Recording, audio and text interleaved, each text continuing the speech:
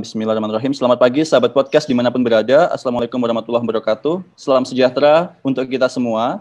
Gimana nih kabar teman-teman? Semoga sehat selalu di tengah pandemi COVID-19 yang membuat kita harus terpisah jarak, tak membuat semangat kita untuk menyuarakan kebaikan berhenti.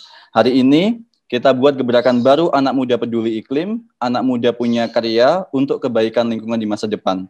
Selamat datang di podcast Gimik. Gimana cara kita episode pertama? Gimana ya? Saya Ikram Mustafa, host P-Area Institute dan Pusat Studi Bencana IPB University, akan memandu teman-teman semua dan tentunya bersama narasumber keren pada hari ini. Di episode kali ini teman-teman, selama kurang lebih 1,5 jam atau 1,5 jam, kita akan berbincang-bincang bareng narasumber keren untuk bahas hal yang sangat menarik, yaitu pemuda mengenal loss and damage akibat perubahan iklim. Ngomongin soal iklim teman-teman, iklim itu apa sih? Lebih jauh lagi yang mungkin sering kita dengar, perubahan iklim itu apa ya? Kok bisa sebegitu urgentnya dalam kehidupan kita? Baik, iklim adalah rata-rata cuaca, di mana cuaca merupakan keadaan atmosfer pada suatu saat di waktu tertentu. Penjelasan lebih lanjutnya, Konvensi Perserikatan Bangsa-Bangsa atau PBB atau UN tentang kerangka kerja perubahan iklim atau United Nations Framework Convention on Climate Change atau UNFCCC mendefinisikan perubahan iklim sebagai perubahan yang disebabkan baik secara langsung atau tidak langsung oleh aktivitas manusia, sehingga mengubah komposisi dari atmosfer global dan variabilitas iklim alami pada periode waktu yang dapat diperbandingkan. Rumit banget ya. Tapi pastinya hari ini narasumber keren kita akan menjabarkan semuanya menjadi sesuatu yang lebih sederhana, lebih nyaman pada anak muda, dan pastinya kamu banget. Oke. Dalam rangka mendukung pendekatan loss and damage itu sebagai bagian dari upaya penanggulangan risiko iklim serta pengarusutamaan dan penyadaran masyarakat khususnya generasi muda nih dengan cara meningkatkan kesadaran generasi muda untuk mengenal isu perubahan iklim perlu dilakukan diskusi pada hari ini. Hari ini teman-teman kita ingin menjadi bagian dari anak muda yang peduli risiko iklim. Melalui podcast ini kita akan mencari tahu lebih dalam tentang tema kita pada hari ini dari 3 narasumber yang pastinya udah nggak sabar menyapa kita semua. Oke teman-teman, yang pertama kita punya narasumber ini jauh-jauh nih dari Korea, masih muda dan pastinya berbakat, pastinya punya kapasitas yang lebih dan tentunya punya usaha untuk bisa memberikan pemahaman kepada banyak orang terkait dengan organisasi yang sedang digelutinya saat ini. Kita sebut Zafira Puan Adeline. Halo, selamat pagi. Halo, Zafira. Selamat pagi atau selamat siang kalau dari Korea. Oke, selamat siang kalau dari Korea ya. Oke. Zafira Puan Adeline ini akan saya jelaskan sedikit adalah Wakil Ketua Forum Anak Nasional ya saat ini. Sejak kapan sampai benar. kapan nih? Dari tahun 2019 sampai dengan tahun ini 2021. 2021. Dan rencana apakah akan mendaftar jadi ketua Forum Anak Nasional atau seperti apa rencana selanjutnya nih? Rencana selanjutnya sepertinya saya memilih untuk menjadi alumni saja karena dengan kondisi yang udah jauh juga dari Jakarta jadinya sepertinya akan lebih susah. Iya. Oke. Kalau boleh tahu cerita sedikit dong proses pemilihan sehingga terpilih menjadi wakil ketua Forum Anak Nasional seperti apa waktu itu, Zafira? Jadi pertama-tama itu kita diseleksi per provinsi dahulu. Jadi dari panitia pusat memilih beberapa anak dari tiap provinsi, dari 34 provinsi, kemudian dilakukan proses wawancara, kemudian dipilihlah 34 pengurus, 33 karena ada satu provinsi yang tidak berpartisipasi.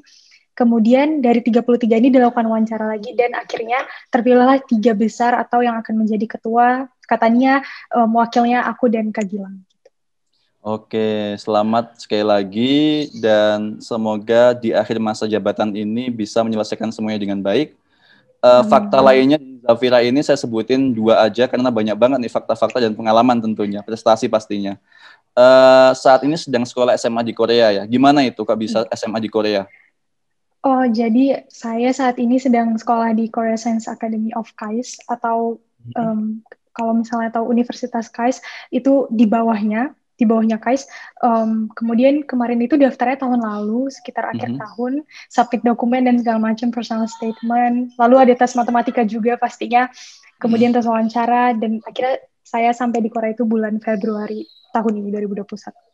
Oke, bahasa pengantar apa namanya? Sekolahnya apa nih? Bahasa Korea bahasa atau bahasa Inggris? Inggris ya, karena international school ya. Sebenarnya nggak internasional, tapi disediain kelas khusus untuk murid internasional. Oke, kelas khusus. Oke, dan fakta lainnya dari Zafira ini jago main alat musik. Sebelum kita tahu nanti lebih lanjut tentang Zafira, kita lanjut dulu nih ke narasumber kita yang kedua, yang juga nggak kalah keren. Kak Hilmi Rafiq. Halo, selamat pagi Kak Hilmi. Selamat pagi. Oke, Kak Hilmi ini adalah awardee Asrama Kepemimpinan IPB University, kemudian juga merangkap sebagai Ketua Angkatan FMIPA IPB. Sekarang masih jadi Ketua Angkatan atau gimana tuh Ketua Angkatan? Apakah selama menjadi mahasiswa atau hanya setahun atau gimana? Kalau Ketua Angkatan kan seumur hidup ya Bang? Oh, seumur hidup, benar. Abadi ya? Iya. Benar. Kemudian Kak Hilmi ini juga saat ini menjabat sebagai Ketua Himpunan Mahasiswa Agrometeorologi atau Himagreto IPB tahun 2020 sampai 2021 ya? Iya, benar. Oke, semoga lancar semuanya. Dan tinggal berapa bulan lagi nih menjabat sebagai Ketua? Sekitar 5 bulanan lagi lah. 5 bulanan lagi. Dari Kak Hilmi nanti kita akan banyak dapat perspektif tentang meteorologi secara saintifik, kemudian klimatologi secara akademik. Tapi sebelum lebih lanjut daripada itu, kita juga punya narasumber yang ketiga yang pastinya ini sangat sangat in sekali di bidang meteorologi, klimatologi, dan geofisika. Tentunya nanti kita tanya-tanya lebih lanjut. Ini adalah Kak Inlim Rafijai, sebagai pengurus Himpunan Taruna Meteorologi dan Klimatologi, Sekolah Tinggi Meteorologi, Klimatologi, dan Geofisika. Halo, selamat pagi, Kak. Halo, Kak. Selamat pagi, Kak. Selamat pagi. Kemudian Kak Inlim ini saat ini menjabat sebagai Ketua Divisi Penelitian dan Pengabdian Masyarakat HTMK 2020 sampai 2021 ya. Jadi belum demisioner nih. Belum, Kak. Masih ada setengah tahun lagi, Kak. Oke, kemudian menjabat sebagai Koordinator Patroli Malam Polisi Taruna STMKG, keren banget nih. Kemudian peraih perunggu fisika pada Metodis 2 Education Expo 2017 dan saat ini cukup aktif melakukan publikasi. Oke. Kalau boleh tahu peraih perunggu fisika ini gimana Kak ceritanya Kak? Boleh dikit sharing ke kita enggak? Itu apa sih, Kak? Waktu SMA sering kayak mau nguji kemampuan sendiri gitu, Kak. Jadi diajak teman, ayo kita ikut ini ada kegiatan lomba gitu. Ada olimpiade. Ya udah, ayo kita belajar bulan ini, nanti bulan depan kita ikut tes gitu. Beberapa perlombaan yang kami ikuti kebetulan bisa di bidang itu, Kak. Oke. Terima kasih Kak Enlim. Ini kita akan tahu lebih banyak nanti tentang bagaimana perubahan iklim itu terjadi dan bagaimana secara saintifik juga, dan tentunya bagaimana organisasi HTMK berperan penting dalam mengatasutamakan perubahan iklim ke masyarakat, terutama ke pemuda Indonesia, ke anak muda pastinya. Dari Zafira dulu, kita kembali ke Zafira ya.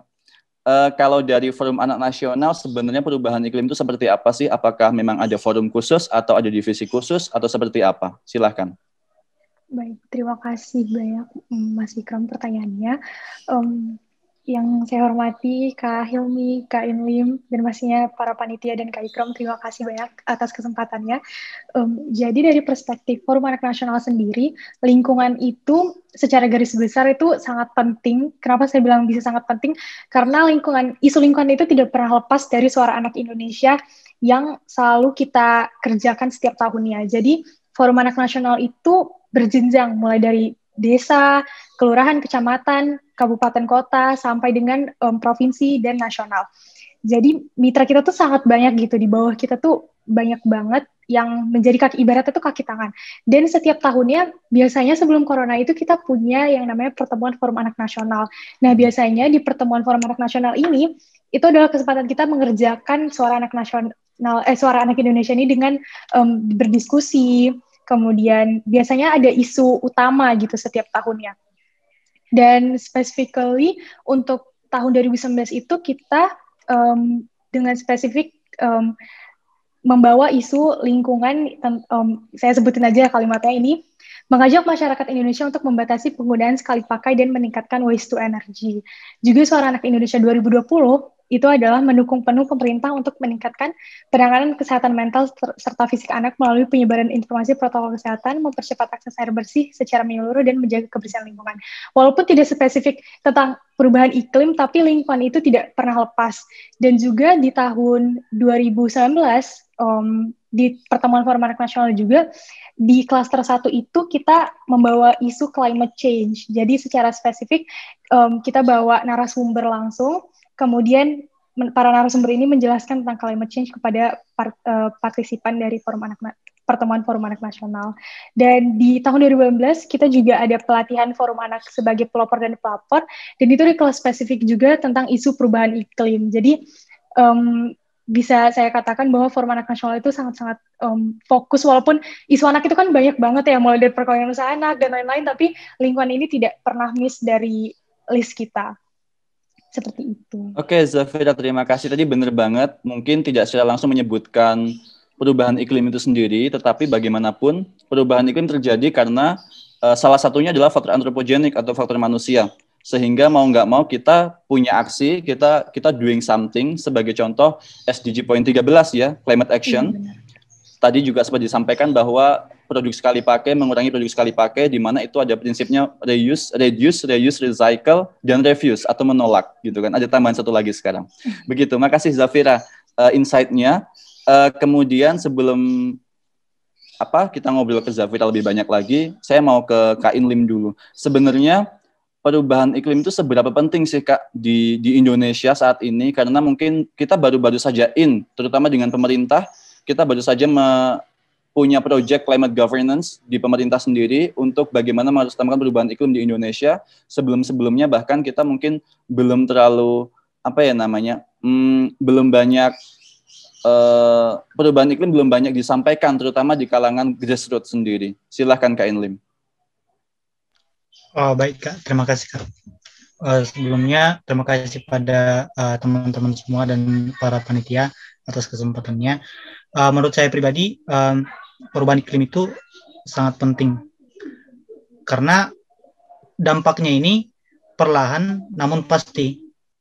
Artinya kita tidak, apapun yang kita lakukan mengantisipasi, memitigasi, apapun yang kita lakukan untuk menanggulangi itu, perubahan iklim ini ada gitu. Perubahan iklim ini ada, namun dampaknya itu bisa kita kurangi dengan tindakan-tindakan mitigasi dan penanggulangan yang kita lakukan gitu. Jadi ini merupakan satu tidak isu lagi. Jadi ini sudah benar-benar fakta yang harus kita sadari, yang harus disadari oleh masyarakat Indonesia, pemuda maupun pemerintah. Ini harus disadari bahwa perubahan iklim itu betul-betul ada gitu. Dan betul-betul ada.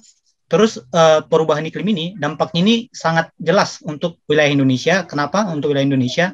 Karena wilayah Indonesia ini merupakan, kalau dilihat secara sains, wilayah Indonesia ini merupakan wilayah yang paling banyak menerima energi matahari, sehingga untuk sirkulasi energinya itu sangat berdampak di wilayah Indonesia. Sehingga semisalnya nih adanya peningkatan suhu itu paling berdampak nanti di wilayah Indonesia. Selanjutnya kenaikan permukaan laut itu juga akan berdampak di wilayah Indonesia. Bahkan penurunan tinggi tanah itu akan berdampak pada Indonesia. Yang mana ini sangat ibaratnya kalau sudah terjadi perubahan iklim itu tidak bisa itu ibaratnya susah untuk mengembalikan ke sejak awal ke posisi awal gitu. Jadi ini memang harus betul-betul sangat penting, dan mungkin kalau saya boleh berpendapat ini harus menjadi prioritas seperti itu. Baik, makasih Kak Inlim. Insight-nya dan juga pendapatnya, serta memang fakta-faktanya seperti itu ya, bahwa perubahan iklim berdampak untuk semua sebenarnya. Baik itu kalau dalam bidang adaptasi, mungkin kita tahu bahwa perubahan iklim berdampak terhadap bidang pangan, air, kesehatan, kebencanaan, ekosistem, dan masih banyak lagi. Serta di mitigasi kita masih ada perubahan iklim berdampak pada waste, kemudian pada lahan, dan juga pertanian, masih banyak lagi. Kita tahu bahwa dari semua bidang terdampak itu anak muda ada di dalamnya semuanya begitu. Tapi sebelum ngomongin anak muda nih, kita masih ada satu narasumber lagi yang mau kita tanya tentang perubahan iklim secara umum. Kalau dari Kak Hilmi di Himagedito sendiri dan di geofisika meteorologi ya Kak, major di IPB-nya, ada nggak sih mata kuliah khusus yang mempelajari perubahan iklim gitu? Dan kalau menurut perspektif atau menurut yang Kak Hilmi tahu, apakah mata kuliah perubahan iklim itu hanya diajarkan di meteorologi IPB atau ada nggak sih jurusan tertentu yang lain yang juga punya concern ke perubahan iklim? Silahkan Kak Hilmi. Oke, terima kasih pertanyaannya. Untuk jurusan, untuk mata kuliah sendiri sebenarnya banyak ya. Hampir semua mata kuliah di meteorologi IPB itu concern terhadap perubahan iklim, terutama di bagian tentang iklim dan lingkungan dan juga sains perubahan iklim. Itu dijelaskan terkait awalnya perubahan iklim berdampaknya seperti apa dan juga bagaimana juga secara sains. Dan juga menariknya di IPB nih, banyak mata kuliah interdep. Jadi banyak orang-orang yang bisa dimasukkan beberapa. Kak, interdep itu apa Kak? Oh, interdep itu seperti mata kuliah yang bukan wajib dari mata kuliah di jurusan itu tapi ada gitu. Nah, itu di meteorologi itu ada di beberapa jurusan lain seperti jurusannya klimatologi. Nah, di situ dijelaskan terkait dengan perubahan iklim dan sebagainya. Jadi di IPB alhamdulillah sepertinya orang-orangnya cukup aware terkait dengan perubahan iklim ini, seperti itu. Kalau di luar IPB gimana Kak Hilmi?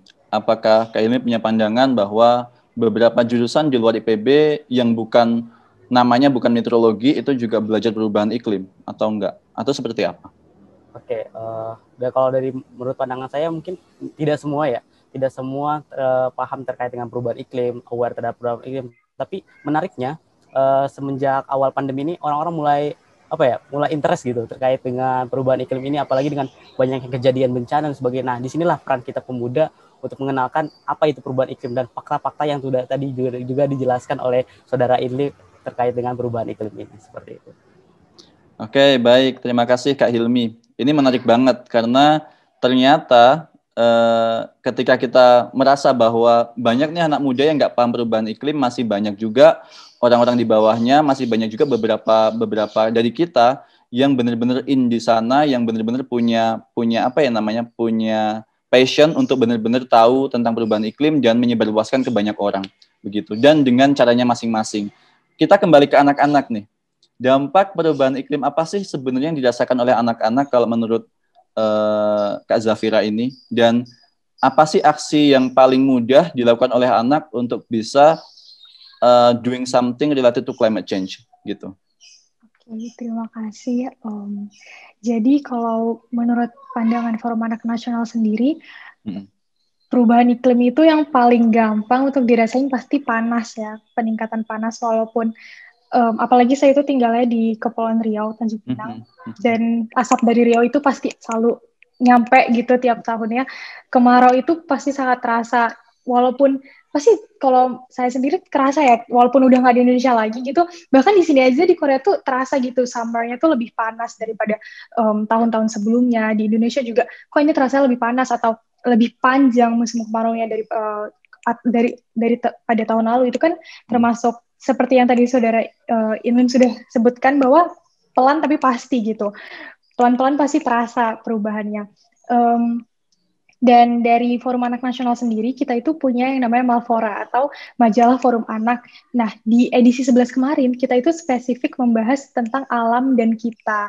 Nah, di situ tuh kita ngejelasin nih, apa aja sih yang sesimpel apa sih yang bisa kita lakukan, yaitu mulai dari pengenalan jenis-jenis sampah, kemudian ada aksi kecil tanpa plastik seperti bawa tumbler daripada beli botol minum gitu, kemudian membawa bekal ke sekolah, kemudian mengganti sedotan menjadi sedotan stainless atau sedotan bambu, kemudian mengganti dari kantong plastik menjadi tote bag, dan juga buang sampah pada tempatnya yang itu sangat-sangat kecil yang udah diajarin dari kita TK bahkan. Tapi pertanyaannya kenapa gitu ya, masih ada orang-orang atau bahkan nggak anak-anak aja gitu, kalau saya lihat ya, kadang itu malah dalam hati tuh ini kok orang tuanya lebih susah dikasih tahu gitu daripada anak-anak, lebih susah, Bu buang sampahnya di sini gitu, itu udah ada bacaannya ini sampah plastik, ini sampah organik, tapi masih aja ada yang udahlah nggak apa-apa nanti kan ada yang nyortir gitu ya. Jadi terus saya itu punya pengalaman unik banget waktu pertama kali datang ke Korea. Di sekolah itu kan bahasa Korea semuanya. Dan saya tuh waktu itu cuma bisa baca, tapi saya nggak tahu itu artinya apa. Jadi saya buanglah sampah botol. Ini tuh ke tong sampah. Ada 3 tong sampah, tapi saya nggak tahu apa bedanya. Terus tiba-tiba diteriakin sama ibu-ibunya, ada cleaning service itu, pakai bahasa Korea, dan jelas-jelas saya juga nggak ngerti ini apa maksudnya. Terus tiba-tiba ada anak Korea datang kasih tahu, itu kamu buangnya di sini, jangan di sini, ini artinya ini. Oh ternyata gitu tau. Oke, besok-besok nggak diulangin lagi, maaf ya gitu.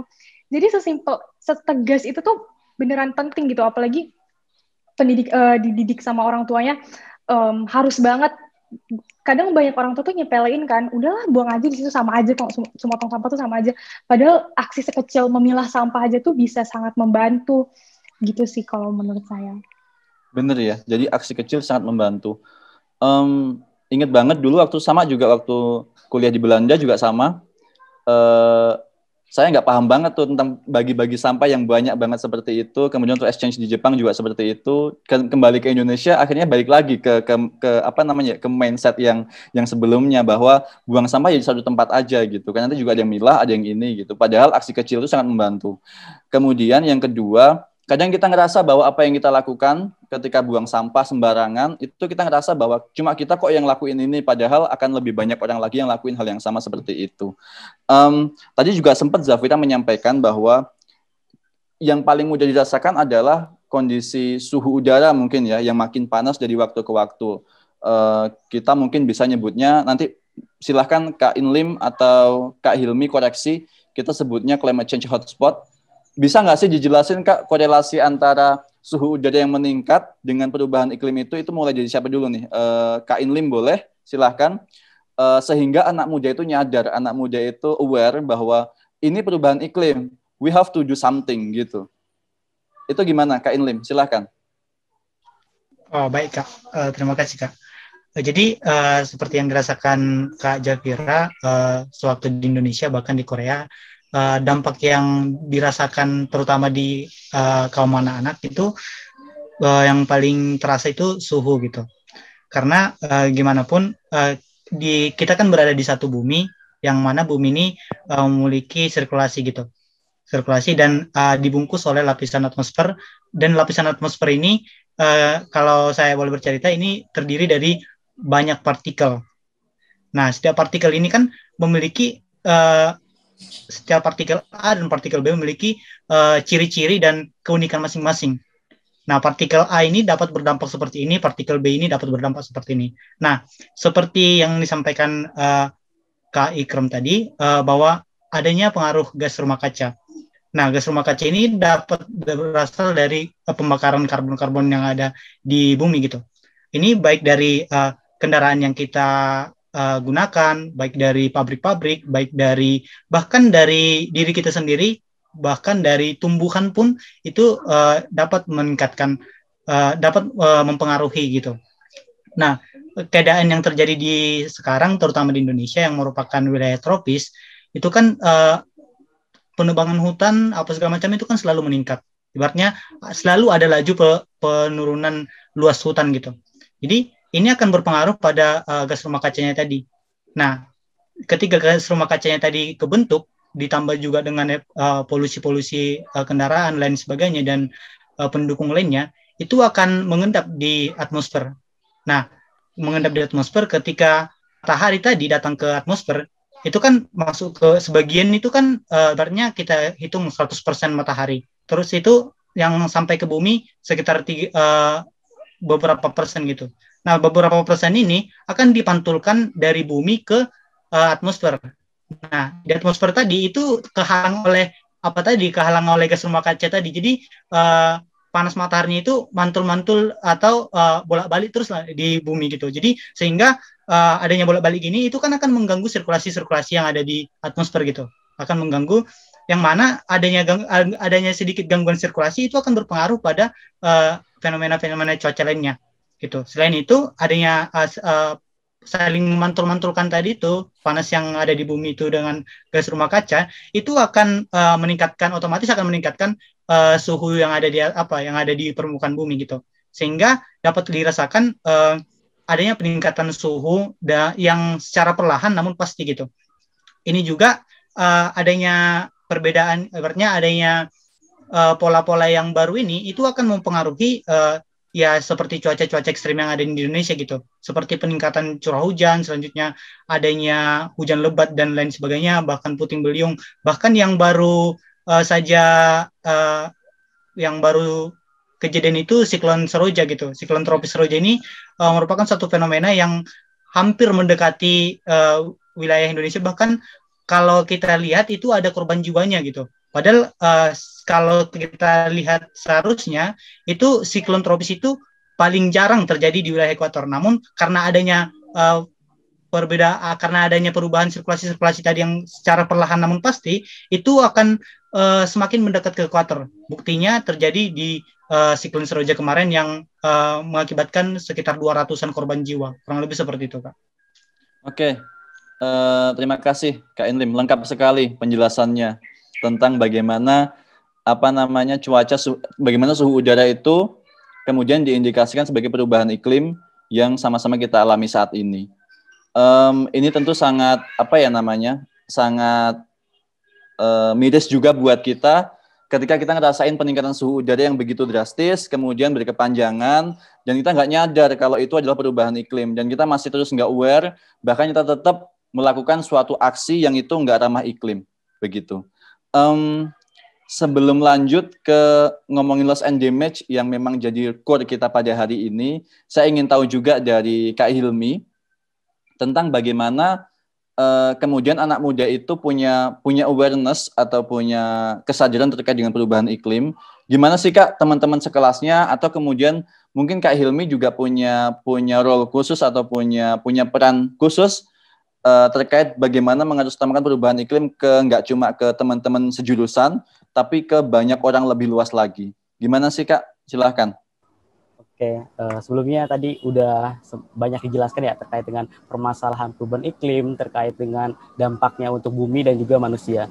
Nah, untuk dari Himagreto sendiri, dari himpunan saya, banyak sekali kegiatan yang ingin menyampaikan terkait awareness terkait dengan perubahan iklim ini.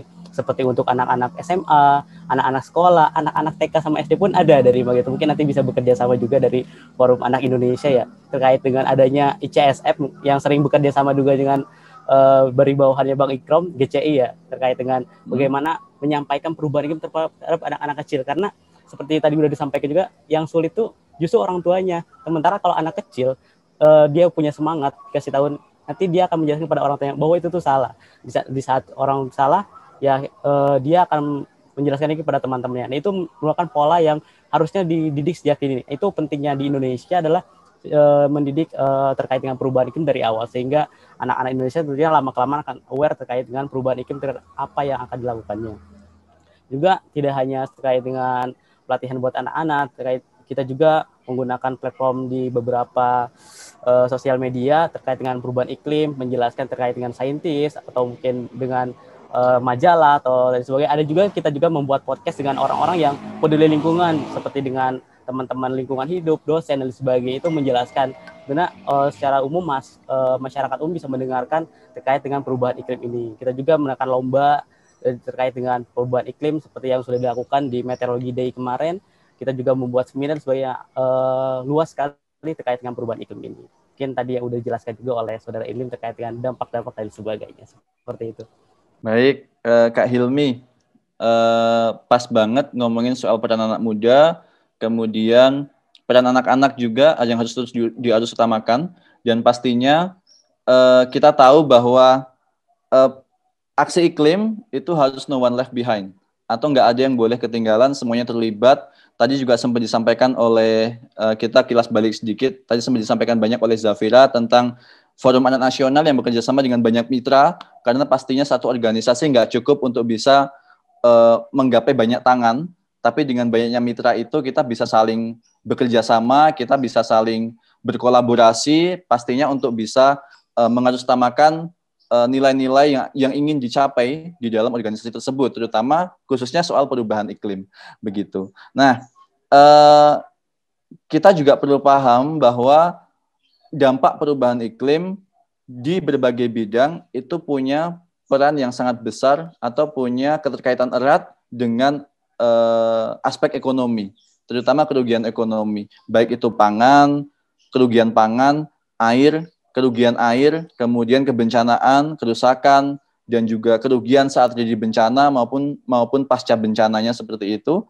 Kemudian di banyak aspek lainnya seperti ekosistem dan lain sebagainya. Kalau ngomongin loss and damage, menurut teman-teman itu apa sih dan bagaimana pendapat teman-teman soal itu dan perspektif teman-teman soal itu? Saya pengen mulai dari Kak Hilmi dulu. Silahkan Kak Hilmi. Oke, terkait dengan pandangan loss and damage ya, apalagi tentang perubahan iklim. Seperti kita tahu bahwa perubahan ini yang sudah tadi jelaskan terkait suhu udara dulu aja. Suhu udara ini menjadi awal mula ya terkait dengan salah satu variabel terganggu, semuanya nggak terganggu kayak gitu. Nah juga ini berdampak pada beberapa kegiatan dan juga kehilangan dan juga bencana. Mungkin kita nggak sadar gitu terkait dengan pola-pola yang sudah terjadi. Bahkan kalau kita belajar sejarah ya, bumi ini sebenarnya punya polanya sendiri gitu. Pernah mengalami panasan yang sangat panas, dingin yang sangat dingin. Cuman sekarang setelah adanya manusia, pengaruh antropogenik ini menjadi lebih cepat kayak gitu. Ini tentang bagaimana kita pengen menghadapi kepunahan massal yang lebih cepat atau enggak kayak gitu. Ini peran manusia itu di sana seperti itu. Jadi kita tahu bahwa dengan berdampaknya perubahan iklim ini banyak kehilangan seperti misalkan untuk biodiversitas ya, banyak sekali flora fauna yang sudah gugur ya akibat perubahan iklim ini membuat beberapa kehilangan sangat besar. Dan juga tadi ada damage-nya yang terkait dengan siklon Seroja itu sangat berdampak, itu kerugian yang sangat besar sekali. Cuman sekarang masalahnya adalah kita mau sadar kapan gitu, mau sadarnya dan juga mau mengajaknya kapan lagi kalau bukan sekarang. Ini bukan waktunya kita menjelaskan lagi ke orang-orang, oh ini tuh berbahaya dan sebagainya. Ini waktunya kita untuk melakukan aksi seperti itu. Oke, benar banget Kak Hilmi.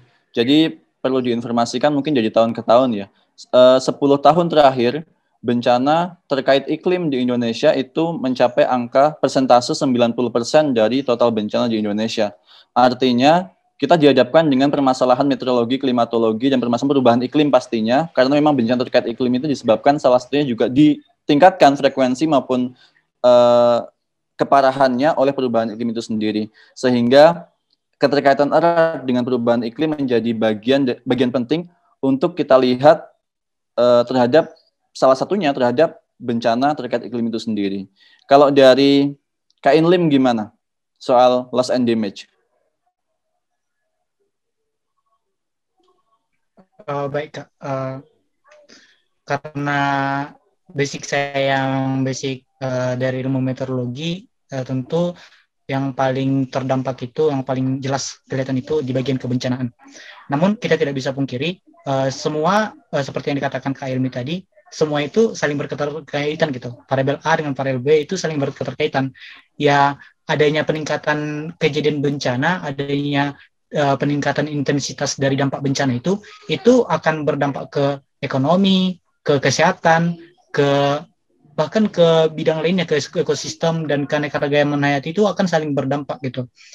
Namun karena kami intensnya di bagian meteorologinya, itu bisa tidak jelas adanya peningkatan intensitas kejadian bencana seperti yang baru terjadi juga di satu tahun belakangan ini, itu yang banjir Kalimantan Selatan itu sangat ibaratnya itu menunjukkan jelas-jelas adanya perubahan iklim dengan dibuktikan juga dari pengamatan satelitnya. Saya kurang ingat ya. Jadi ada penurunan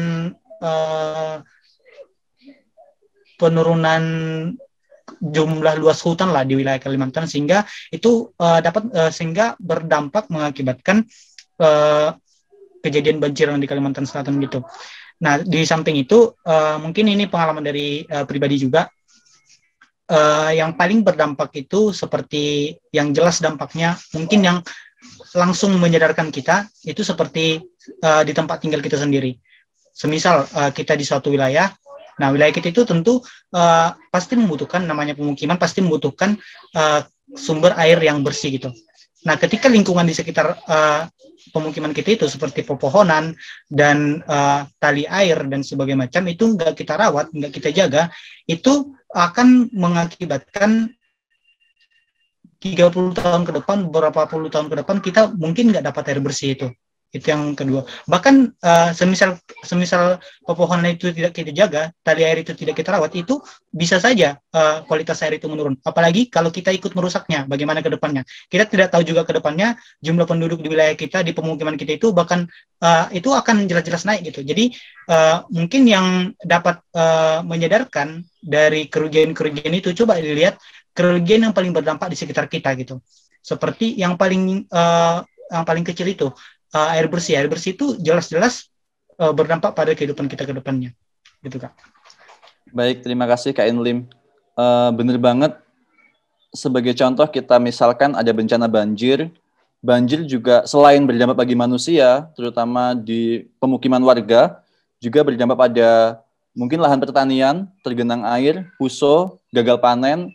Kemudian di sisi lain pasca bencana mengakibatkan juga permasalahan pada aspek kesehatan, pada bidang kesehatan.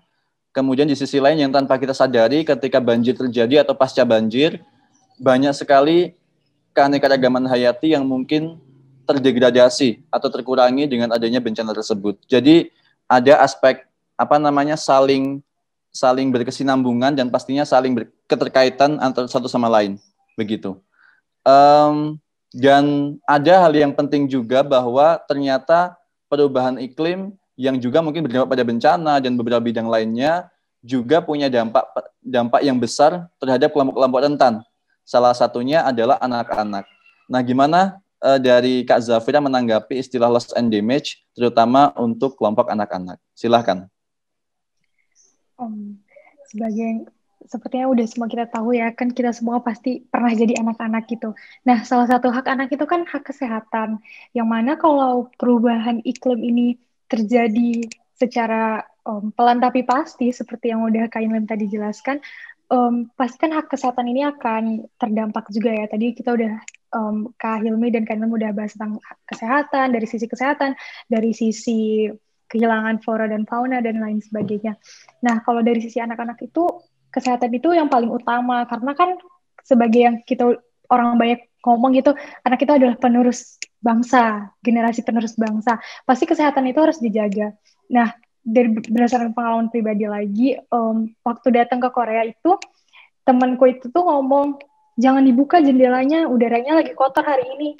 Terus aku mikir, oh kalian peduli ya tentang udara. Terus akhirnya aku searching kan, compare antara udara di Korea dan udara di Jakarta gitu. Ternyata tuh lebih parah Jakarta.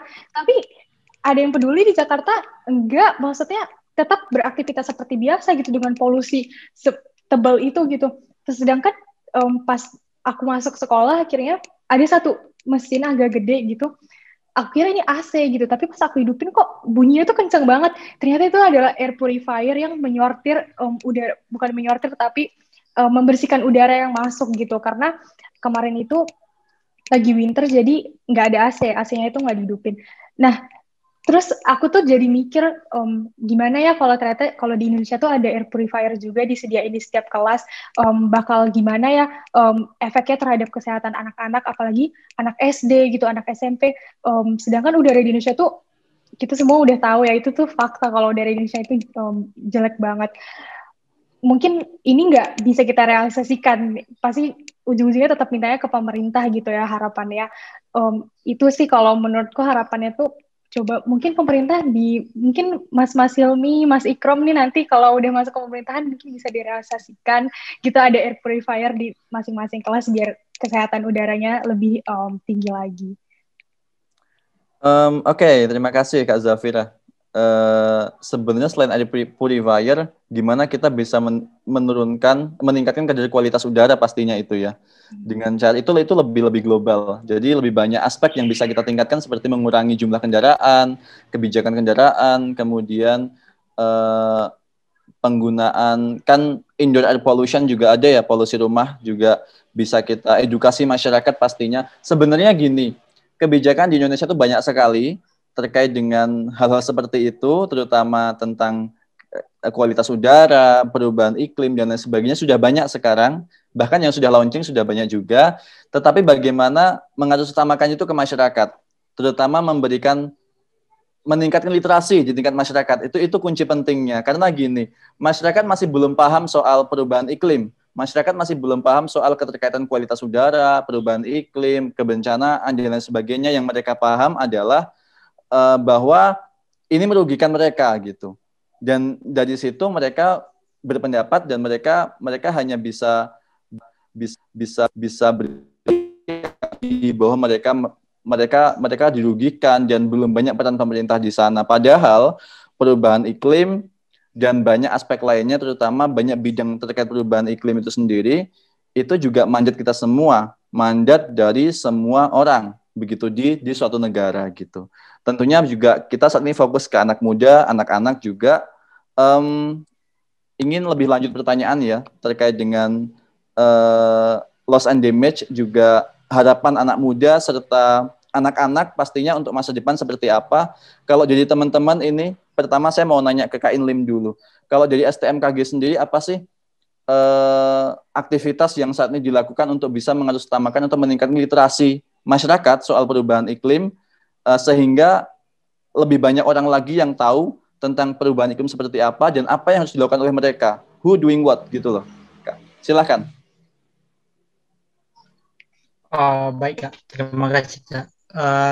Untuk di HTMK sendiri atau di himpunan meteorologi dan klimatologi yang ada di STMKG, kurang lebih kegiatannya hampir mirip dengan kegiatan dari Kak Hilmi, seperti adanya webinar di kegiatan meteorologi dan kegiatan lainnya. Nah, di masa periode kami itu seharusnya sebelum pandemi itu harusnya diadakan kegiatan yang langsung turun ke masyarakat. Nah, jadi seharusnya jika tidak ada pandemi, kita itu harus bisa turun ke masyarakat, langsung menyentuh ke masyarakat. Seperti yang kemarin sudah sempat direncanakan untuk langsung turun ikut membantu, karena sekolah kami ini berada di wilayah Tangerang Selatan, jadi kami ingin ikut berinteraksi untuk membersihkan kawasan Sungai Ciliwung. Namun kegiatan tersebut terkendala karena adanya pandemi gitu. Dan kegiatan-kegiatan lainnya juga sudah sempat disusun, seperti ikut pendampingan terhadap nelayan, bagaimana pengaruhnya, bagaimana memberikan informasi kepada nelayan untuk meningkatkan kesejahteraan melalui ikan yang mereka tangkap, dan turun langsung ke bagian kelompok-kelompok petani gitu. Di samping itu juga kami juga melakukan kemarin sempat melakukan suatu kegiatan, sempat merancang, namun maaf sekali ini juga terkendala karena pandemi. Itu seharusnya bisa melakukan sosialisasi ke wilayah ke SD-SD di wilayah sekitar gitu, melakukan apa sih pentingnya iklim itu, apa sih pentingnya cuaca, dan bagaimana untuk meningkatkan itu gitu. Itu sempat kami rancang, namun itu terkendala di masa pandemi. Nah, untuk itu di STMKG sendiri juga itu lebih meningkatkan untuk peningkatan wawasan tentang meteorologi dan klimatologi, seperti melalui open diskusi gitu. Ibaratnya kayak kita ada diskusi, mengadakan diskusi, namun pembicaranya atau tutornya itu dari alumni-alumni kita, dan bahkan dari masyarakat, atau bahkan dari peneliti, bahkan dari dosen gitu yang concern di bidangnya, untuk mengajarkan ke kita wawasan-wawasan dan teknik-teknik yang lain gitu. Di samping itu juga adanya juga webinar-webinar seperti yang diadakan oleh STMKG juga, itu akan meningkatkan kepedulian kita dan masyarakat yang sadar, yang ikut berpartisipasi dalam hal itu. Namun di samping itu juga karena kegiatan pandemi, para taruna dari taruna dari STMKG itu banyak mengambil langkah-langkah inisiatif sendiri, seperti mengikuti kegiatan-kegiatan yang diadakan oleh kelompok-kelompok lain gitu. Ibaratnya yang dilaksanakan oleh lembaga-lembaga lain, seperti kegiatan Pandu Laut Nusantara, itu kegiatan membersihkan pesisir yang dipimpin oleh Ibu Menteri Kelautan kemarin, itu ikut beberapa berpartisipasi dalam kegiatan tersebut. Di samping itu juga ada juga mengikuti kegiatan-kegiatan camp seperti YLCC, itu kegiatan untuk meningkatkan atau ada campnya seperti itu. Namun karena pandemi jadi laksanakan secara online. Jadi kita dibina selama beberapa hari untuk mendapatkan wawasan dan ilmu pengetahuan tentang itu. Dan samping itu juga para taruna juga pada aktif mengajak teman-teman yang lain untuk mengikuti webinar-webinar yang dilaksanakan oleh lembaga-lembaga luar juga seperti LCDI itu yang concern di bidang bidang penurunan penggunaan karbon di wilayah Indonesia gitu. Kurang lebih seperti itu, Kak. Oke, terima kasih Kak Inlim. Jadi gini, penting banget tadi yang disampaikan oleh Kak Inlim bahwa kata kuncinya adalah kolaborasi dengan banyak sekali pihak, banyak sekali pemangku kepentingan seperti itu. Dan yang kita tahu bahwa STMKG terutama mengambil banyak sekali taruna dari berbagai daerah di Indonesia dan kemungkinan besar mereka akan kembali ke daerahnya masing-masing, begitu ya Kak? Dan mereka akan membawa bekal, membawa ilmu, dan membawa pengalaman terkait dengan iklim, cuaca iklim, dan mungkin perubahan iklim di dalamnya ke masing-masing daerah di wilayahnya. Dan mereka akan mengembangkan ide untuk apa sih yang bisa dilakukan di daerah masing-masing, seperti itu, yang tergabung dalam BMKG setempat. Begitu ya Kak Inlim? Betul Kak, kurang lebih seperti itu Kak. Iya, kita mendoakan dari satu upaya pemerintah untuk membangun STMKG seperti itu, pada akhirnya tercapai dengan menumbuhkan menumbuhkan benih-benih unggul di masing-masing daerah di Indonesia sehingga pengaruh utamaan itu menjadi lebih mudah, pengaruh utama perubahan itu menjadi lebih mudah di masing-masing daerah di Indonesia karena bagaimanapun yang ditarik untuk ke STMKG itu adalah anak muda dan dengan semangat anak mudanya itu mereka akan kembali ke wilayah masing-masing dengan semangat juga begitu. Nah, ini kita sebelum ke mana ya, ke Zafira lagi, kita ke Kak Hilmi dulu nih. Jadi kan di dalam organisasi, terutama di Himpro ya, Himpunan Profesi, itu pasti punya aktivitas pengabdian masyarakat. Dan di dalamnya juga punya semacam mungkin desa binaan atau desa yang jadi percontohan sebagai upaya pengaruh utamaan apa sih yang dilakukan Himpro atau organisasi kepada masyarakat, terutama penyebarluasan karya, inovasi, dan juga teknologi apa yang ingin disebarkan di masyarakat itu sendiri. Dalam kondisi pandemi ini seperti apa, Kak? Apakah kendala atau malah jadi peluang khusus atau seperti apa? Tantangannya seperti apa untuk bisa ibaratnya turun lapang ke masyarakat, ke desa binaan itu sendiri? Silahkan, Kak. Oke, sebelumnya dari Himagito sendiri memiliki beberapa desa binaan yang sekarang tuh sedang kita gencar-gencarkan, yaitu di wilayah Pengalengan. Di wilayah Pengalengan itu merupakan program kampung iklim. Jadi kita meskipun sekarang terkala pandemi, kita sering berinteraksi dengan masyarakat di sana untuk bisa memajukan terkait dengan perubahan iklim. Di sana merupakan daerah yang berbasis pertanian, yang dimana kita mencoba untuk memberitahuan ke mereka terkait dengan cara memaksimalkan potensi-potensi terkait dengan iklim dan juga cuaca. Tentunya dengan perubahan-perubahan iklim yang sekarang tentunya akan ada adaptasi tentunya di bidang pertanian. Nah, kita melakukan kegiatan seperti itu untuk misalkan memberikan wawasan terkait dengan masyarakat dan sebagainya. Nah, itu untuk misalkan di wilayah Pengalengan. Kita pun ada untuk program sekarang kita ikut lomba dari Kementerian Kemendikbud terkait dengan PHP 2D, yaitu pembinaan desa di wilayah Bogor. Itu di Cilendek. Nah, kita membuat Cilendek itu berbeda dengan Pengalengan tadi ya, misalkan cuaca dingin, pertanian. Nah, untuk di Cilendek Bogor ini wilayah itu perumahan, terus misalkan banyak sampah dan sebagainya. Nah, kita membuat potensi di mana bagaimana desa tersebut menjadi desa yang juga ramah lingkungan dengan cara misalkan membuat pengolahan sampah yang baik dan sebagainya, dan juga bisa dibuat untuk misalkan bahan energi tentunya untuk misalkan dimanfaatkan oleh masyarakat seperti itu. Jadi kita melakukan beberapa kegiatan binaan desaan yang tentunya merupakan tupoksi dari mahasiswa itu sendiri ya, melalui masyarakat untuk membina desa terkait dengan ilmu-ilmu yang kita punya seperti itu.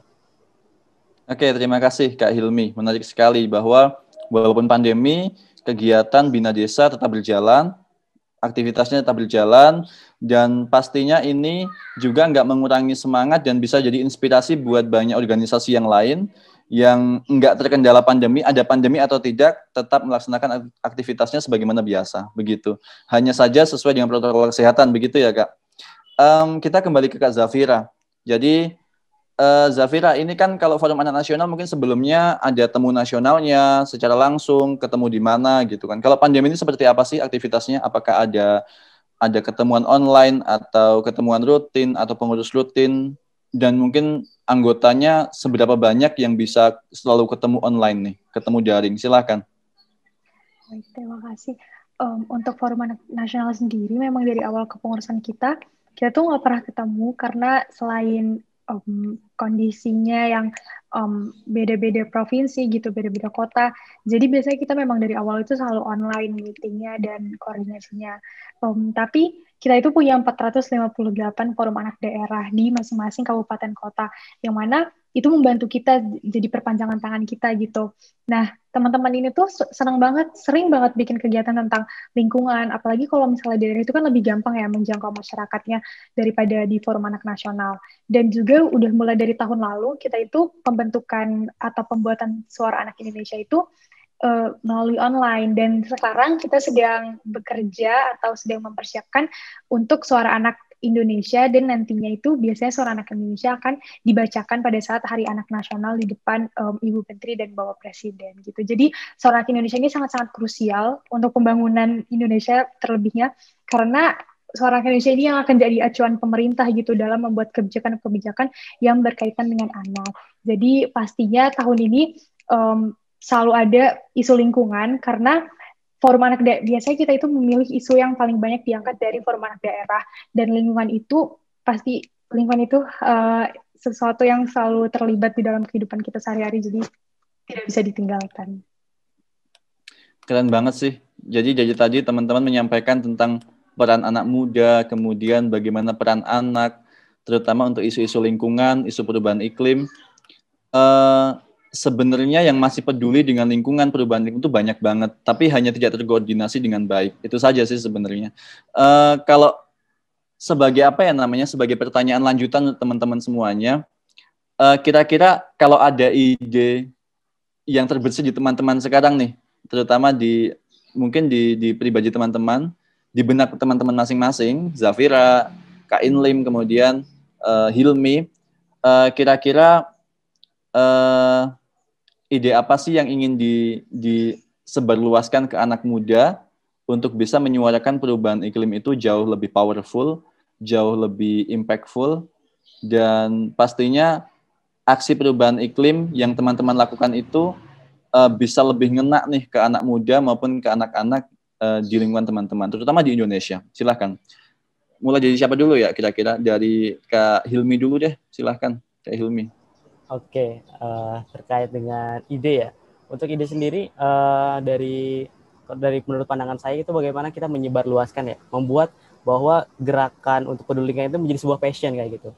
Seperti yang kita tahu bahwa seperti misalkan menggunakan kantong plastik kan itu udah kurang baik ya. Nah, kita membuat bahwa memakai topi itu sebuah passion baru kayak itu, gerakan baru seperti yang sudah terjadi sekarang memakai sepeda ya, itu passion ya. Nah, itu bagaimana membuat gerakan yang menguntungkan untuk bumi ini menjadi sebuah passion yang itu buat anak muda gitu, menjadi nyaman buat anak muda dan sebagainya, sehingga kita menjadi nyaman kayak gitu untuk misalkan menghadapi perubahan iklim ini, untuk mengurangi dan juga memitigasi terkait ke depannya seperti itu. Oke, Kak Hilmi, terima kasih. Bener banget ya, pakai sepeda, kemudian mengurangi sampah plastik, tapi jangan lupa pakai sepeda juga harus santun ya, tidak sembarangan. Jadi tetap di jalurnya masing-masing, tetap di jalur sepeda, dan tetap santun lah di jalan raya pastinya. Kalau dari Zafira gimana?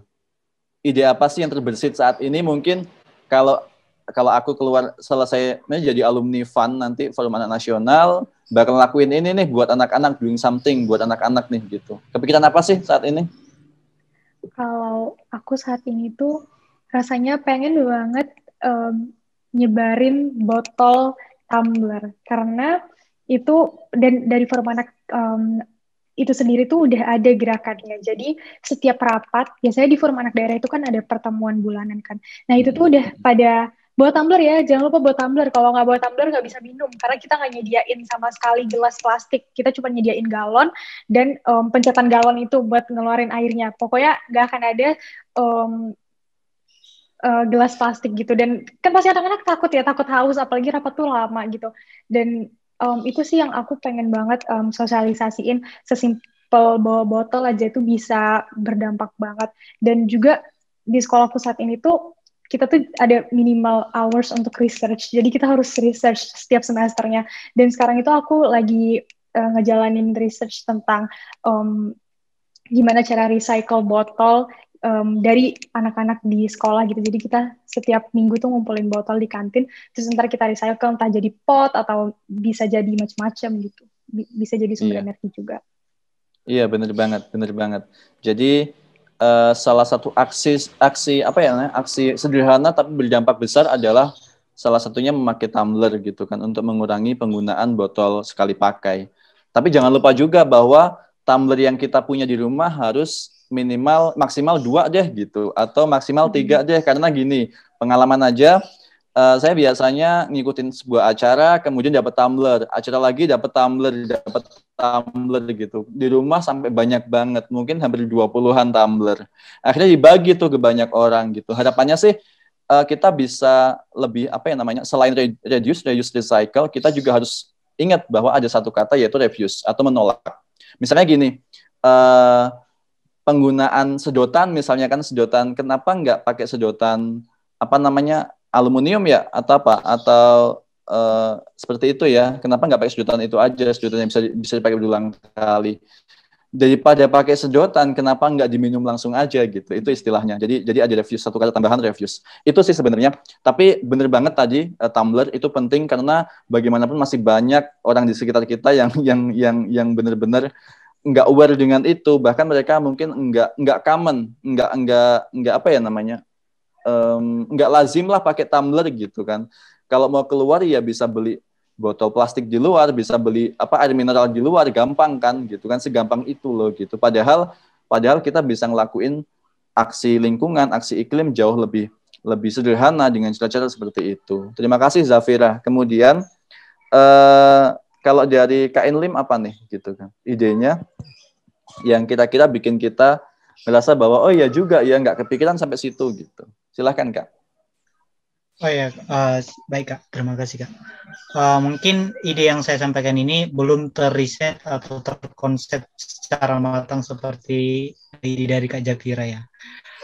Kalau yang saya pikirkan di benak saya itu, Indonesia itu sangat kuat dan sangat berpotensi dan powerful. Kenapa?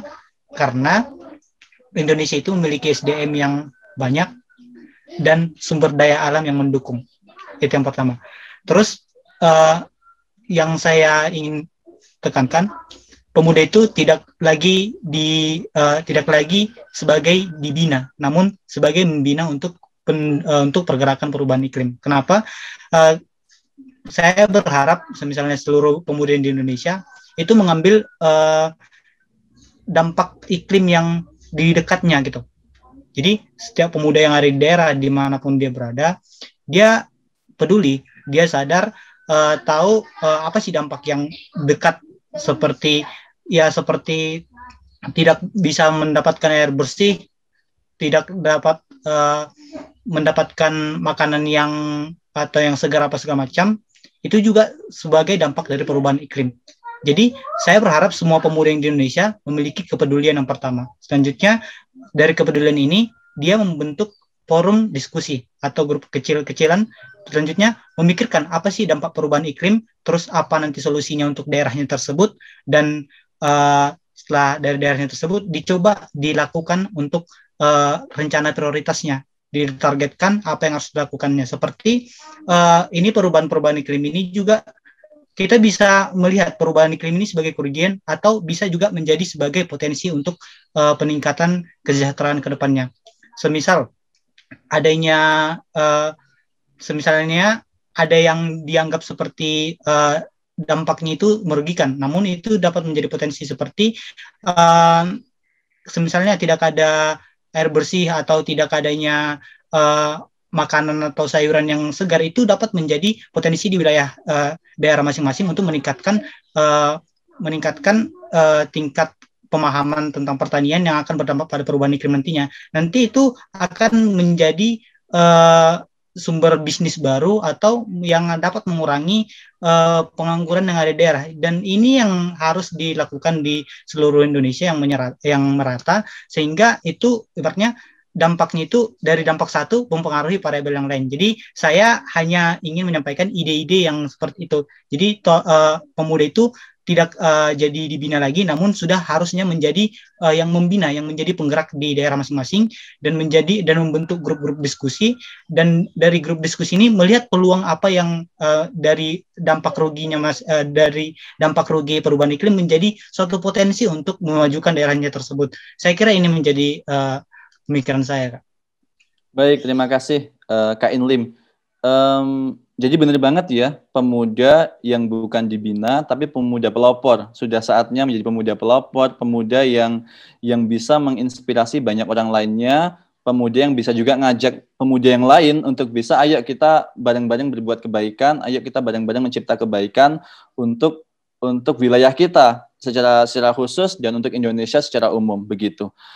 Penting banget juga bahwa kadang-kadang apa yang dilakukan oleh anak-anak muda di Indonesia itu keren-keren sebenarnya. Yang mereka nggak sadar bahwa yang mereka lakukan itu bagian dari adaptasi perubahan iklim maupun bagian dari mitigasi perubahan iklim. Mereka nggak sadar aja bahwa yang mereka lakukan itu climate smart agriculture. Yang mereka lakukan itu pertanian resisten iklim. Yang mereka lakukan itu adalah bagian dari program kampung iklim, masih banyak lagi. Dan sebenarnya ketika kita bisa memfasilitasi pengetahuan mereka dengan literasi pastinya tentang perubahan iklim, mereka akan jauh lebih sadar dan mereka akan jauh lebih terpacu serta terinspirasi untuk bisa melakukan hal yang lebih jauh lagi, begitu. Oke, sepertinya singkat banget ya waktu kita. Masih banyak pertanyaan yang ingin saya tanyakan ke teman-teman, ke Kak Hilmi, ke Kak Inlim, dan juga ke Zafira. Banyak banget terkait dengan peran anak muda, kemudian gimana sih teman-teman bisa se-passionate itu terhadap aksi ke anak-anak, aksi ke anak muda, dan bagaimana teman-teman bisa menjaga semangat pastinya. Tapi sebelum kita tanya lebih jauh tentang itu, semoga masih ada waktu nanti ya.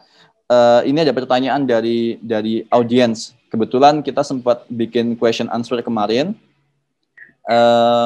Kita sempat bikin kolom question, kemudian ada beberapa pertanyaan masuk, saya bacakan mungkin 2 yang paling memungkinkan untuk ditanyakan. Yang pertama, nanti ini mungkin langsung dijawab singkat aja ya oleh teman-teman. Mau mulai sayang bumi, tapi takut dibilang lebay. Gimana Kak caranya? Begitu. Ini dari Zafira dulu deh, silahkan Zafira. Kalau menurut saya sih, kenapa harus lebay, kenapa harus malu gitu, karena kan sayang bumi itu costless, kita nggak perlu ngeluarin biaya apa-apa, dan kalau kita berhasil untuk menyayangi bumi dan bumi itu merasa, oh saya bisa menerima sayangnya, yang kena dampaknya itu kan juga pasti semua orang. Sebenarnya ekspresi lebay ini biasanya itu muncul ketika belum banyak yang melakukan gitu. Jadi merasa bahwa cuman kita aja gitu yang buat ini. Jadi mungkin untuk yang bertanya bisa ajak 1 atau 2 teman yang lain kalau memang kesannya itu nggak mau lebay gitu ya. Tapi kalau saya sendiri sih selama itu nggak ada dampak negatif, kenapa harus malu atau kenapa harus merasa lebay?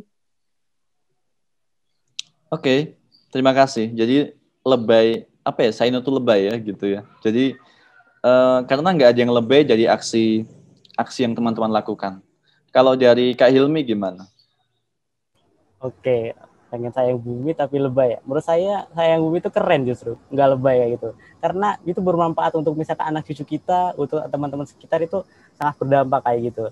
Dan menurut saya tuh lebay itu kalau misalkan kita, orang buang sampah sembarangan, terus kita marahin, jangan buang sampah situ. Mungkin orang yang ngerasa orang lebay itu justru orang lain, kamu lebay banget sih buang sampah doang, saya doang. Nah itu kalau misalkan yang buang sampah dia doang, kalau misalkan 1 juta orang bilang kayak gitu gimana? Itu sebenarnya ada 1 juta sampah kan, kayak gitu. Menurut saya perspektif lebay itu benar kayak tadi. Kalau misalkan sedikit orang yang melakukan, ya bagaimana kita mengajak ke orang lain untuk misalkan melakukan kebaikannya juga. Karena menurut saya mencintai bumi itu keren, bukan lebay, seperti itu. Oke, keren banget. Mencintai bumi itu keren, bukan lebay, gitu ya. Oke, itu dari Kak Hilmi. Silakan Kak Inlim. Kayaknya pengen banyak nyampein sesuatu nih, tapi singkat aja ya Kak. Oh baik Kak. Oke, silakan. Sebenarnya saya bingung sih Kak nanggapinnya. Soalnya masa ya kita peduli bumi itu dibilang lebay. Ya menurut saya selama itu kegiatan kita, selama yang kita lakukan itu baik dan benar, bahkan berdampak positif pada kehidupan global, tetap lakukan, ya tetap semangat gitu. Kalau misalnya bertemu dengan orang-orang seperti itu, saya sarankan untuk mencari circle pertemanan yang tepat. Cari circle pertemanan yang tepat gitu ya. Karena kalau untuk berubah kadang circle pertemanan itu menentukan juga begitu ya. Jadi bukan yang toxic relationship gitu ya. Atau gimana? Seperti itulah pokoknya. Oke, ini kan ada Kak Zafira dari Forum Anak Nasional, kemudian Kak Inlim dari Sekolah Tinggi Meteorologi, Klimatologi, dan Geofisika, kemudian Kak Hilmi dari Himpunan Mahasiswa Agrometeorologi. Pasti punya visi misi organisasinya masing-masing, pasti punya tupoksinya, dan pasti punya apa ya namanya cara untuk kolaborasi. Kira-kira memungkinkan nggak sih kalian bertiga ini pada akhirnya nanti akan berkolaborasi? Aku pengen mulai dari Kak Inlim dulu, silahkan. Kalau peluang kolaborasinya kira-kira apa nih dengan Fun, kemudian kalau peluang kolaborasi dengan Himagedito apa sih gitu kan? Mungkin udah biasa dengan Himagedito ya. Silahkan Kak Inlim. Oh, baik Kak. Mungkin kalau di masa pandemi ini kita tidak bisa langsung ya bertatapan gitu. Jadi mungkin bisa diintenskan di kolaborasi seperti webinar, forum diskusi, atau bahkan seperti antara STMKG dan Kak Hilmi dan Van dan panitia itu bisa juga seperti membuat seperti pengembangan diri gitu. Artinya pelatihan untuk ini, pelatihan untuk bagaimana sih menjadi leader di bagian climate change gitu. Saya kira itu Kak, seperti melakukan webinar atau pelatihan, dan mungkin ini juga bisa menjadi solusi seperti podcast seperti ini Kak. Boleh banget. Kemudian kalau spesifiknya Kak dengan Himagedito dan dengan Forum Nasional seperti apa kira-kira? Ada nggak kebayang ide apa nih gitu kan? Ini ngomongin banyak ide, soalnya anak muda banyak ide, banyak aksi, dan pastinya banyak dampak nantinya gitu. Oh baik Kak, siap. Saya kira yang untuk yang spesifiknya ya, mungkin bisa langsung berkolaborasi langsung ke lapangan kalau mendukung ya, ke lapangan ke desa binaan Kak Hilmi. Jadi kita bisa langsung berkolaborasi di sana, kita kembangkan anak-anak di sana, kita didik mereka untuk paham perubahan iklim melalui ilmu-ilmu yang kita punya, dan kita bisa kembangkan dari sana untuk mensejahterakan masyarakat. Kita lihat seperti yang saya sampaikan sebelumnya, kita lihat apa sih dampak perubahan iklim yang paling nyata di daerah tersebut. Selanjutnya setelah itu kita buat forum diskusi ini, dan kita pertimbangkan apa langkah prioritas untuk yang bisa berdampak jelas ke depannya gitu. Jadi saya kira untuk spesifiknya kita bisa terapkan ide tadi di satu daerah. Mungkin bisa seperti di daerah binaan Kak Hilmi. Dari situ kita bergerak, nanti mungkin dari sana akan menjamur ke seluruh wilayah Indonesia. Mungkin seperti. Oke, terima kasih. Jadi menciptakan satu blueprint sehingga nanti akan tercipta tempat-tempat yang lain yang juga punya semangat yang sama. Dan pastinya sekadar info aja, di sini kan banyak ya forum anak daerah dan bisa melibatkan forum anak daerahnya masing-masing. Begitu ya, Kak. Jadi anak-anak juga terlibat, anak muda juga terlibat, banyak sekali yang terlibat nantinya. Kalau dari Zafira gimana? Silahkan. Kalau dari sisi Forum Anak Nasional, mungkin kita bisa bantu dalam distribusi informasinya, karena seperti kita tahu Forum Anak Daerah itu banyak banget, jadi distribusi informasi itu gampang. Atau mungkin ada gerakan mau survei, atau apa opinimu, kita juga ada program namanya apa opinimu. Kemudian mungkin bisa webinar atau Instagram live gitu. Atau teman-teman Kak Inlim, Kak Hilmi bisa langsung approach ke forum anak daerahnya, forum anak nasional bisa bantu untuk mengkoordinasi atau menyambungkan dengan forum anak daerah, karena forum anak daerah itu pasti ada di mana-mana, pasti di kotanya atau di kabupaten. Dan pasti aktif ya di kotanya masing-masing. Iya ya, benar banget, dan pasti aktif. Oke, itu penting banget, karena ketika kita tahu banyak forum anak daerah, kemudian nggak aktif, itu juga agak sulit untuk bisa berkoordinasi. Tapi ketika kita tuh baik mereka aktif semuanya, itu jauh lebih baik dan pastinya bisa jadi angin segar buat kita untuk bisa kolaborasi begitu. Iya. Dari Kak Hilmi gimana? Imagreto, apakah sudah punya ide atau terbayang memungkinkan nggak sih kolaborasi dengan baik itu Forum Anak Nasional maupun STMKG? Silahkan Kak.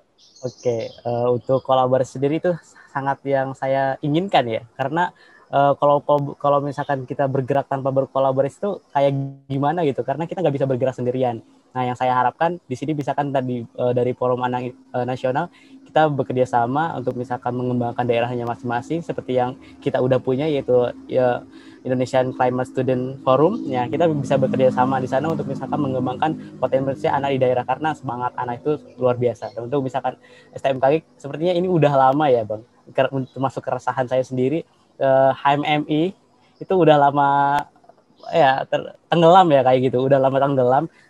Harapan saya di tahun ini adalah untuk mengembangkan kembali HMMI itu untuk misalnya kita melakukan riset, karena kita berbasis penelitian dan pengembangan ya tentunya. Kita mengalihkan HMMI untuk misalkan kita ngejelasin, karena info dari satu universitas itu kurang gitu. Dari STMKG yang mempunyai banyak data, atau misalnya dari teman-teman ITB, atau misalnya dari teman ITERA, kita membangun kolaborasi untuk melakukan penelitian dan pengembangan berbasiskan pengetahuan dampak perubahan iklim seperti itu. Karena menurut saya kolaborasi itu sangat penting untuk misalkan dunia dan juga melanjutkan terkait dengan perubahan iklim ini. Seperti itu. Baik, terima kasih Kak Hilmi. Jadi penting banget kolaborasi. Silahkan teman-teman nanti mungkin bisa saling tukar kontak gitu ya, satu sama lain, sehingga akhirnya tercipta kolaborasi yang baik antara organisasi satu dengan yang lain. Dan pastinya untuk tujuan kita, literasi iklim di berbagai wilayah di Indonesia, untuk anak muda di Indonesia, untuk anak-anak di Indonesia jauh lebih baik di masa depan. Begitu. Teman-teman semua, nggak terasa sudah 1 jam lebih kita berbincang-bincang. Terima kasih banyak sekali untuk teman-teman, untuk rekan-rekan semuanya yang sudah berkesempatan hadir dan memberikan insight-nya masing-masing, memberikan pendapatnya, dan juga bagaimana organisasinya masing-masing bekerja dan beraksi dalam literasi iklim di tingkat masyarakat, terutama anak muda dan anak-anak, sesuai dengan tujuan dan fungsi organisasi masing-masing. Terima kasih banyak sudah sharing banyak ilmu pengetahuan buat kita di podcast episode pertama ini. Kita sangat senang pastinya, dan semoga kedepannya makin banyak acara yang seperti ini, khususnya terkait iklim. Banyak sekali ya podcast di luar sana terkait dengan mungkin banyak selebriti, banyak podcast, kemudian ngomongin social life mereka, tapi yang ngomongin iklim sedikit gitu kan. Kita ciptakan yang seperti ini, yang ngomongin forum anak sedikit, kita ciptakan juga yang seperti ini, maupun yang ngomongin soal isu-isu lingkungan juga sedikit, mulai kita biasakan. Kalau orang berpendapat bahwa saya nyebut aplikasi TikTok mungkin itu negatif, tapi sebenarnya ketika kita isi dengan konten-konten positif itu jauh lebih impactful hasilnya, dampaknya lebih baik seperti itu. Teman-teman, sebelum kita akhiri, di sini ada titipan dari panitia nih. Jadi jangan lupa juga bahwa kita juga punya survei terkait loss and damage.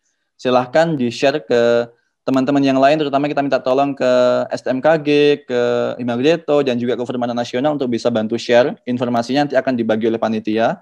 Kita punya survei terkait dengan loss and damage. Ini adalah survei yang diadakan oleh Pusat Studi Bencana IPB University, bekerja sama dengan P-Area, dan beberapa organisasi yang lain seperti Biotrop, dan tentunya disponsori oleh GIZ Jerman. Kemudian yang kedua, kompetisi nasional. Kita ada kompetisi nasional teman-teman semua terkait dengan peran pemuda pada loss and damage terkait perubahan iklim. Jadi dengan kompetisi itu kita harapkan banyak pemuda bisa tertarik untuk mengikuti kompetisi ini, kemudian memberikan insight mereka, memberikan pandangan mereka terkait dengan perubahan iklim dan juga loss and damage. Kemudian yang ketiga, nanti informasi tentang kompetisinya juga sudah tersedia di Instagram kita. Nanti bisa kita share juga ke teman-teman. Mohon bantuannya di-share. Dan untuk yang menonton podcast ini, silahkan juga nge-share informasi ini, dan jangan lupa ikuti kompetisinya. Kemudian yang ketiga, kita juga punya international workshop terkait dengan loss and damage on tropical biodiversity. pada tanggal 5 Juli insya Allah yang bekerja sama dengan Pusat Studi Bencana IPB University, P-Area Environment and Technology, dan juga Siame Biotrop. Tanggal 5 Juli, informasinya akan kita bagikan kemudian. Dan selanjutnya kita pengen closing statement dari masing-masing narasumber di sini, singkat aja.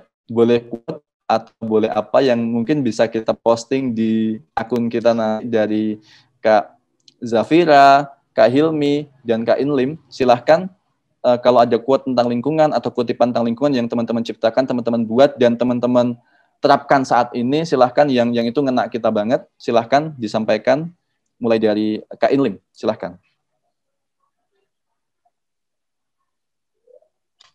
Baik, Kak. Kalau dari saya, lingkungan itu bukan titipan nenek moyang kita, namun pinjaman dari cucu kita. Oke, wow. Keren. Lingkungan itu bukan titipan dari nenek moyang kita, tapi pinjaman dari anak cucu kita. Begitu ya. Itu dalam banget, tapi ngena banget buat kita. Oke. Yang kedua saya pengen Kak Zafira, silahkan. Ayo kita mulai dengan zero waste. Sudah saatnya kita merasa berdosa untuk membuang sampah sembarangan dan menggunakan plastik tanpa care dengan dampaknya. Wow, keren banget. Ini ngomongin soal sampah plastik, ngomongin soal zero waste, dan pastinya ngomongin soal sustainability di masa depan sebagai bagian dari SDGs juga. Oke, gimana Kak Hilmi? Silahkan Kak Hilmi. Oke, kalau dari saya itu bukan saatnya untuk ragu dan mempertanyakan, tapi saatnya untuk aksi. Seperti itu. Oke, bukan saatnya untuk ragu dan mempertanyakan, tapi saatnya untuk aksi. Keren banget. Teman-teman ini ahli bikin quote atau gimana nih? Atau oke lah, nggak apa-apa. Tapi yang penting aksinya nyata.